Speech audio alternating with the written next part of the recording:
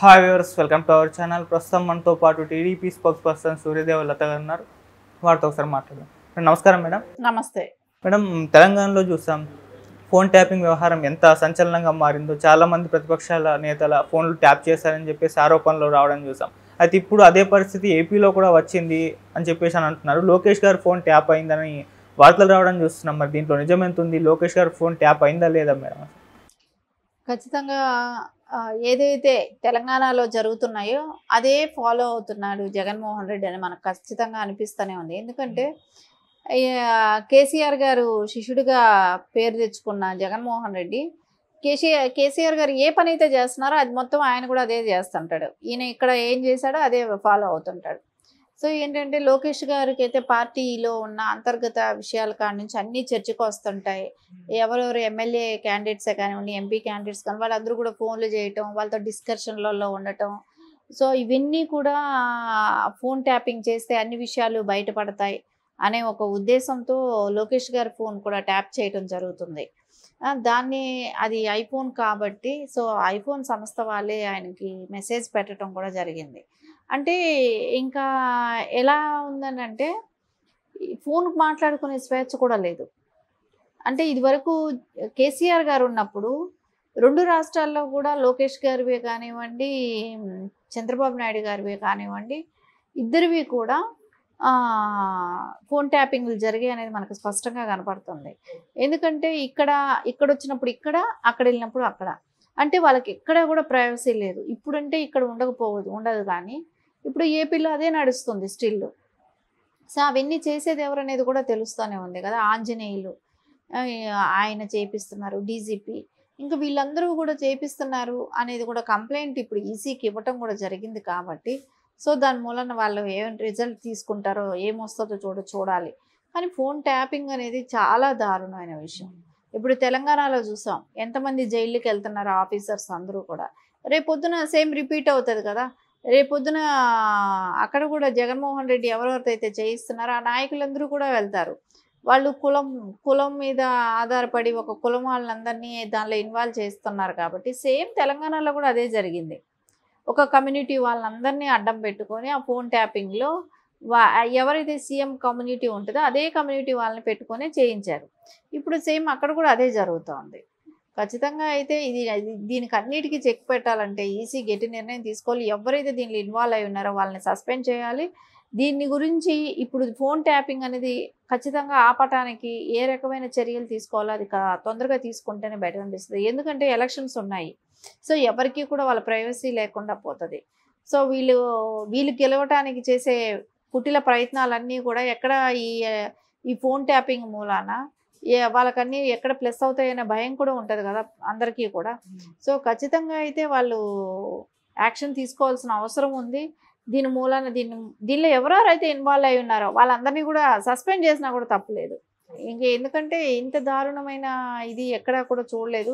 వీళ్ళు ఏంటంటే రోజు జరిగేవన్నీ మళ్ళీ తీసుకెళ్ళి తాడేపల్లికి వెళ్ళి అక్కడ ఆయనకి జగన్మోహన్ రెడ్డి దగ్గర ఎక్స్ప్లెయిన్ చేసి చెప్పటం ఏమేమి ఎక్కడెక్కడ జరుగుతున్నా ఏంటి ఇది రోజు ఫీడ్బ్యాక్ ఆయనకి అందించడం జరుగుతుంది అనేది మనకు స్పష్టంగా అందరూ చెప్తున్నారు, వింటున్నాము, జరుగుతుంది కూడా. ఇప్పుడు లోకేష్ గారి ఫోన్ ట్యాపింగ్ విషయంలో ఇది కూడా బయటపడింది. అంటే ఇది వరకు జరగటం వేరు, ఇప్పుడు కూడా జరుగుతుంది అనటం కూడా ఇదే నిదర్శనం అనిపిస్తుంది. ఓకే, అంటే మేడం ఓన్లీ లోకేష్ గారి ఫోన్ మాత్రమే ట్యాప్ అయిందా, లేకుంటే చంద్రబాబు నాయుడు గారు, పవన్ కళ్యాణ్ గారు వీళ్ళ ఫోన్లు కూడా ట్యాప్ చేసేసే ఛాన్సెస్ ఏమన్నా కనిపిస్తున్నాయి మేడం? అంటే అందరి ఫోన్లు చేసే అవకాశం అయితే స్పష్టంగా కనపడుతుంది.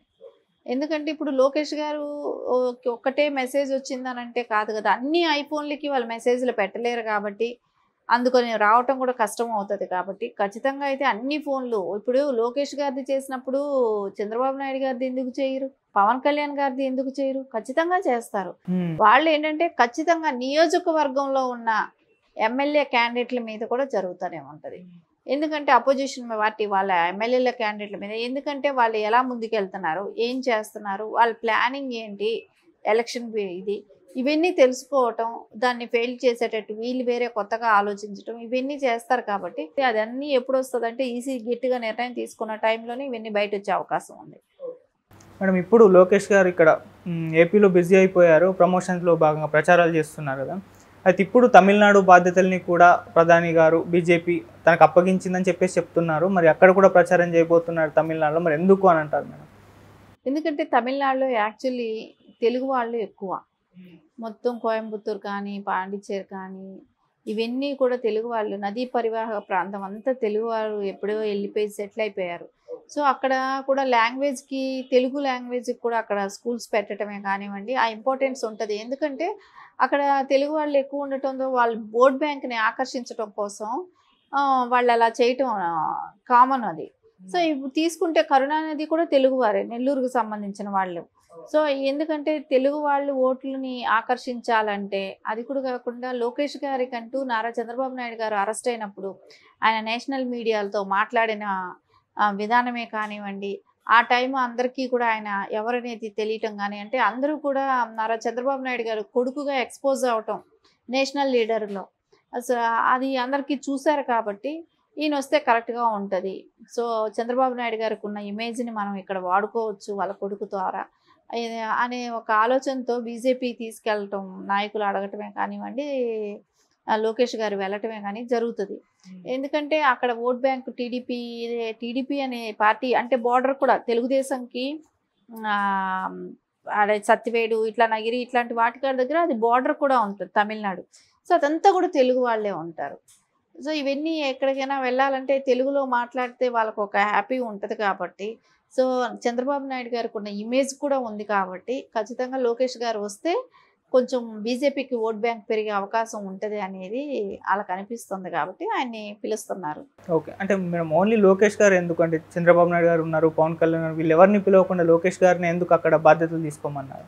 అంటే లోకేష్ గారు మొన్న ఈ మధ్య అరబ్ గోస్వామి గారితో ఇచ్చిన ఇంటర్వ్యూ కానివ్వండి, ఇవన్నీ మనం చూసాం. ఆయన మాట్లాడిన విధానమే కానివ్వండి, చాలా మందిని ఆకర్షించడం జరిగింది. సో నేషనల్ లీడర్గా కొంచెం ఇప్పుడిప్పుడే ఎదుగుతున్నారు. ఆ తరుణంలో కంపల్సరీ కొంచెం ఆయనైతేనే బెటరు. ఆ చంద్రబాబు నాయుడు గారికి ఉన్న ఇమేజే కానివ్వండి, సో ఇవన్నీ కలిసి వచ్చాయి కదా. చంద్రబాబు నాయుడు గారి కంటే తమిళనాడులో మంచి ఇమేజ్ ఉంది. ఆయన్ని అందరూ కూడా గౌరవిస్తారు.